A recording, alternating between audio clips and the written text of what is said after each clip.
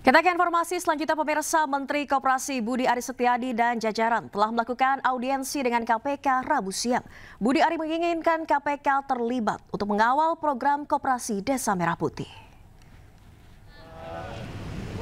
Pak, gimana audiensi hari ini, Pak? Harus saya jelasin.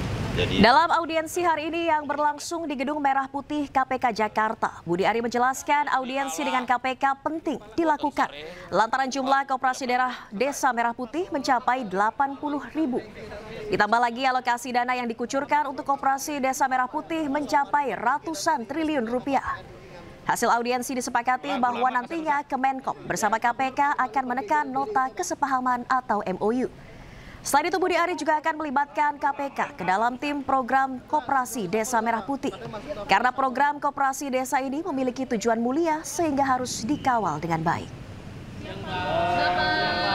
Hari ini kami dari Kementerian Koperasi, Pak Wamen, Pak Ses, dan Deputi Kementerian Koperasi melakukan audiensi dengan KPK sehubungan dengan program 80.000 Kopdes Merah Putih.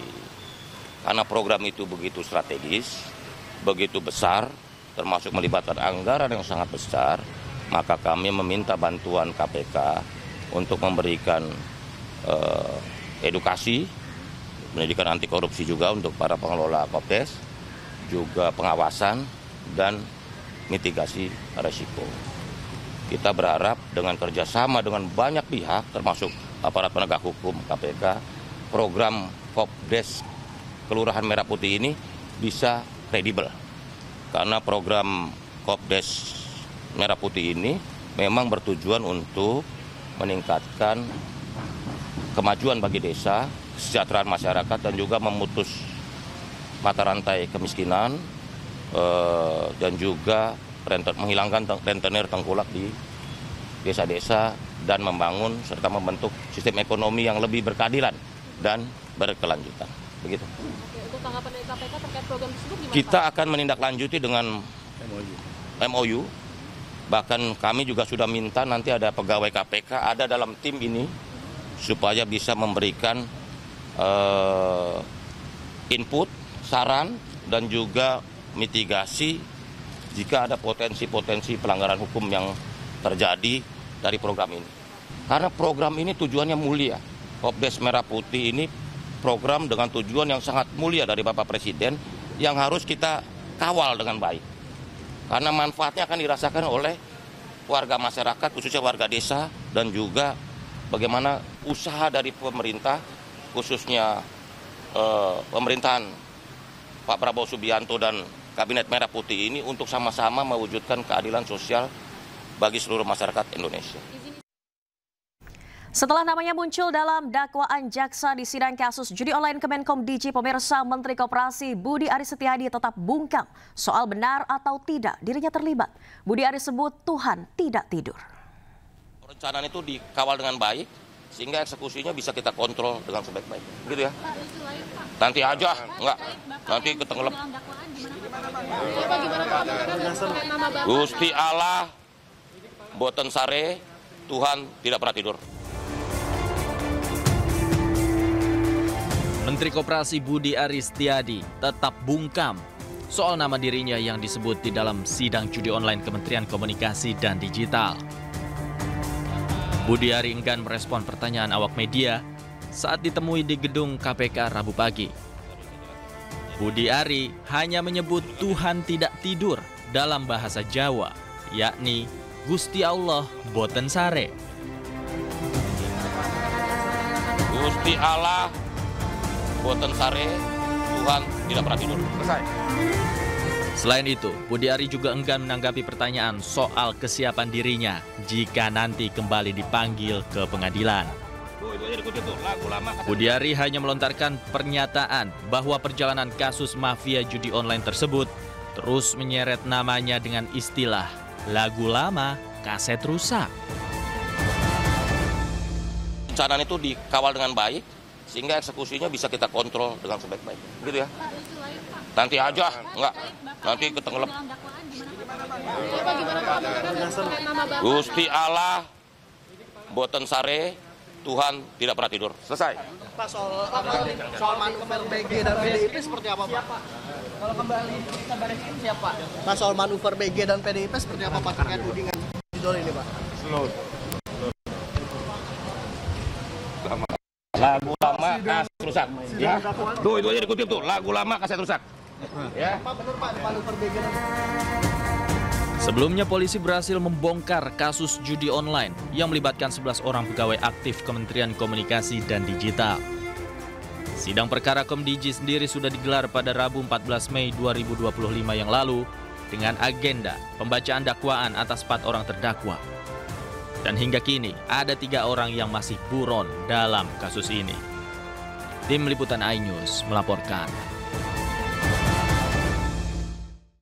Kita ke informasi selanjutnya, pemirsa. Pelajar hingga orang tua murid di sekolah luar biasa SLB Wiyataguna Bandung kecewa atas pembongkaran sekolah mereka. Sementara Gubernur Jawa Barat Deddy Mulyadi menyebut SLB ini bukan digusur, melainkan direvitalisasi. Pak Presiden, Pak Prabowo, Presiden kami. Pak Prabowo, Presiden kami. kami mendukung sekolah rakyat. Kami mendukung sekolah rakyat. Kami mendukung sekolah rakyat. Tapi jangan usir kami. Tapi jangan usir tempat belajar anak kami. Tapi jangan hancurkan masa depan kami. Tapi jangan bongkar sekolah kami. Video permintaan untuk menghentikan pembongkaran sekolah luar biasa atau SLB Wiyataguna di Jalan Pajajaran Bandung viral di media sosial. Anak-anak, orang tua murid hingga tenaga pengajar meminta Presiden Prabowo Subianto untuk hentikan pembongkaran. Pemkot Bandung pun mempertanyakan landasan pembongkaran. Padahal bangunan SLB resmi tercatat dalam daftar cagar budaya yang dilindungi oleh peraturan daerah. Kami sekarang sedang menunggu penjelasan dari 2 lembaga pemerintah pusat tersebut untuk menjelaskan kenapa mereka merubuhkan 2 gedung cagar budaya yang ada di dalam daftar cagar budaya Kota Bandung tanpa pemberitahuan dan tanpa izin. Gubernur Jawa Barat Deddy Mulyadi pun menjawab pertanyaan Wali Kota Bandung. Deddy menjelaskan bahwa sekolah ini bukan digusur, tetapi direvitalisasi.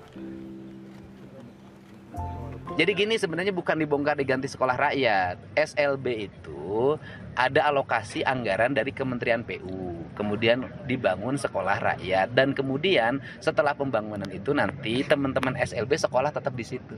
Bersama-sama gitu loh. Iya, sekolahnya dibagusin. Gitu ya. Dah. Sementara itu saat ini SLB Wiyataguna sudah rata dengan tanah. Rencananya di lokasi ini akan dibangun sekolah rakyat yang merupakan program pemerintahan Presiden Prabowo Subianto. Tim Liputan iNews melaporkan. Diguyur hujan deras lebih dari 1 jam, tembok pembatas kantor Sudin Tata Air di Pasar Minggu, Jakarta Selatan jebol. Akibatnya tumpahan air langsung menerjang rumah warga yang ada di seberang tembok.